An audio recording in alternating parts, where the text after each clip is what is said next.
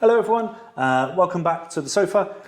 Today I'm having a chat with Lucy Ann Hayes-Logan from Tucel Baharas, an expert in visas and all things Spanish bureaucracy related. Welcome to the sofa, Lucy.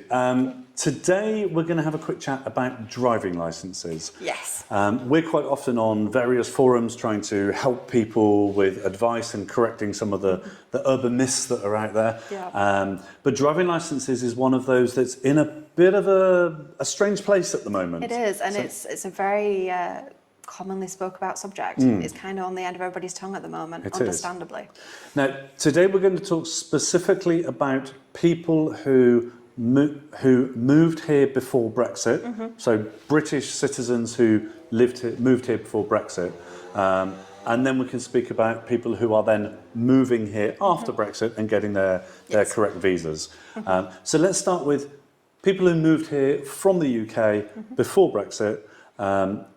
What's happening with their driving licences? Okay, well, at the moment... What should have happened? Yeah, we had a cut-off date last year where you had to apply to exchange your driving licence. The usual exchange process is very simple, and it still is very simple if you're from another European country. Sure. It's very standard, just a few forms and a medical kind of thing. But now, unfortunately, after Brexit, Spain has decided not to recognise British driving licences. Yes. This has been pushed back. We had an original cut-off day earlier in the year. Now the one is issued for the 31st of October. So happy Halloween, everybody. This obviously means that if you have a British driving licence on this date and you've been residing in the country, unfortunately, it will no longer be valid here in Spain. Right.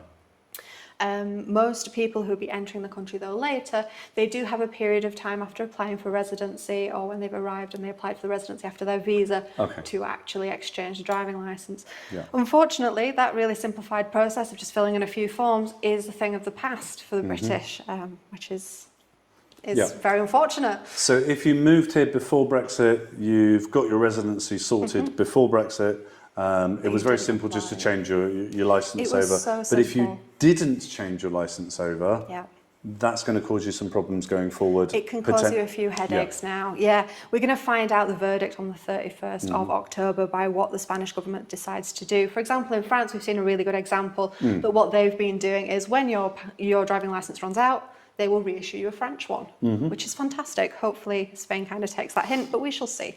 At the moment, the way that you would have to do this kind of proceedings to exchange to a Spanish licence would be to retest. This also means your theoretical and your practical test over here in Spain, which can be quite daunting. If you've been driving for 40 years, testing is a bit of a different thing to what it is, and especially with Spanish driving, it's a little bit different.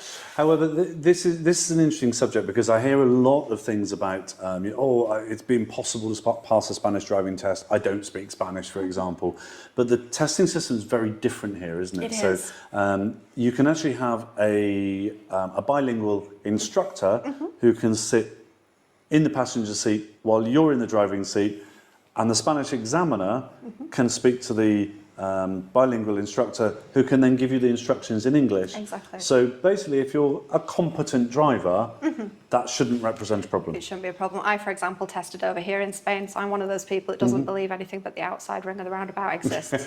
Sorry about that, everybody, if you've ever seen me on the road. Which means when we do our test in Spain, when you're doing your physical driving test, you have your instructor who sits next to you. This is the instructor who's been teaching you, because there's normally a minimum amount of lessons you have to take before applying for your test. It's always best to get some refresher. Yeah. And then your examiner sits in the back. So as you were saying, the examiner can always issue instructions to your bilingual teacher. Your teacher could then reissue those instructions for you in English, or if not, the vocabulary is quite simple. Tucel Baharas, for example, have just made a driving guide. We've just released it online, where we have a guide to Spanish signs and basic vocabulary that you're going to hear. This is fantastic even for people who have a driving licence, because it has car parts and things that you might use for mechanical speak. Oh, great. So that's definitely worth checking out if that's something that you're interested in. We'll put a link in the description below, so you can find that really easily. I found this sign guide really handy, because even though I learnt to drive in Spain, sometimes you only look at the sign and think, oh, that's what that one meant. Okay, so basically, if you moved here before Brexit, you had your residency, and you didn't change your driving licence, am I right in thinking there's some sort of 6-month rule over this, that There is. There'll be 6 months to fix it. However, at the moment, like I say, the cut-off date is on Halloween this year, on the 31st of October. But it's not too difficult if you want to retest here in Spain. The theory tests are available in English. I would like to warn everybody. It's a bit of a Google Translate effort. Sometimes they're very specific wording that would indicate if it was A, B, or C, because it's just a standard document where you select A, B, or C. But it's definitely not impossible to pass, even with the translation. And then if you're doing your tests with somebody who speaks both languages, the exam's going to be very simple. In Spain, they're normally around 20 minutes. Okay. So if you can drive safely for 20 minutes, yes, you should be okay. If you can parallel park, you've passed. I'm not sure that's an official...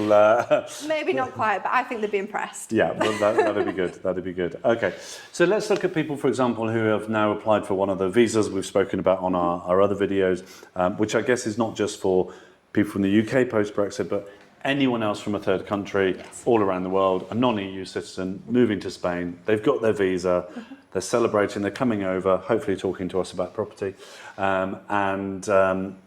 they're bringing a driving license from another country. What happens? They move here on day one. Do they need to change their license straight away? They have a window of so many month period to actually get your test and to reissue your license into Spanish. Like I said, the examination is not too difficult. It shouldn't take too long to do. It's just a bit of a pain, especially if you're freshly moving over to get down. But they have given a nice window for people to be able to do this. And then obviously, if you are a member of the EU, if you're a very, very lucky EU member, your exchange is still really super simple. That's fine, yeah. So for the people who are coming from the other countries, what's the process? They get their visa before they come here.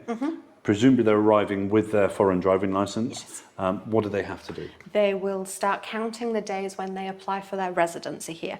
So it's not the visa from the visa issuing date, it's from the day that you receive your TIE document. Okay. And that's when they will start counting these months. For the proceedings, I normally recommend to go to a driving school. They're quite cheap out here in Spain, not too bad. Obviously, it depends who you go to. Again, it's a private sector, so people can, state their own prices as they see fit. First thing in Spain is you do your theory test. You're normally given a driver's guide, normally in Spanish. Occasionally some options are available in English. I personally haven't dealt with any of those, but I know they've existed before. Okay, so just to check, anyone who's moving over from a third country, they have to resit a Spanish test, no matter where they're from, no matter what's going on.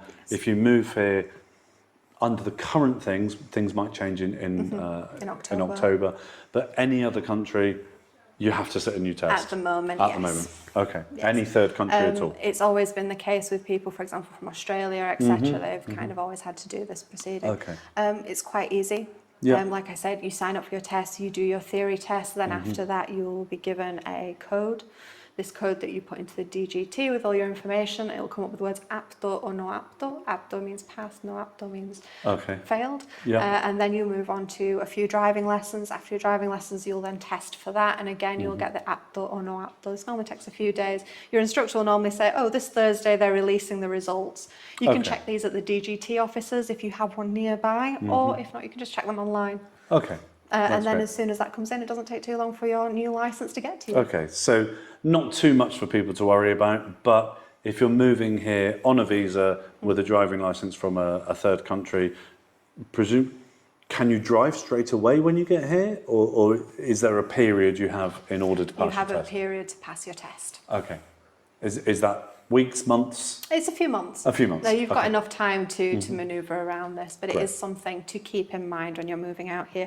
Check as well with your country's regulations, just in case they have any agreements with Spain. There's not too many countries that have this, but there are some. So there are some exceptions to the rule, but as with everything, it's probably best, if you're unsure, just to have a chat with yourself and find out. Definitely. Okay. And just finally, if there is no agreement made in October, does that mean that anyone here on a UK driving licence can no longer drive? Unfortunately, yes. It means your driving licence will become invalid. There we go. Let's see what happens on the 31st.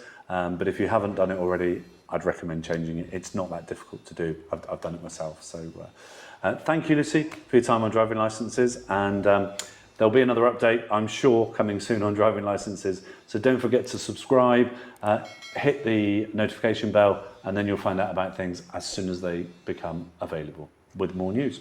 Thank you for watching. Goodbye for now.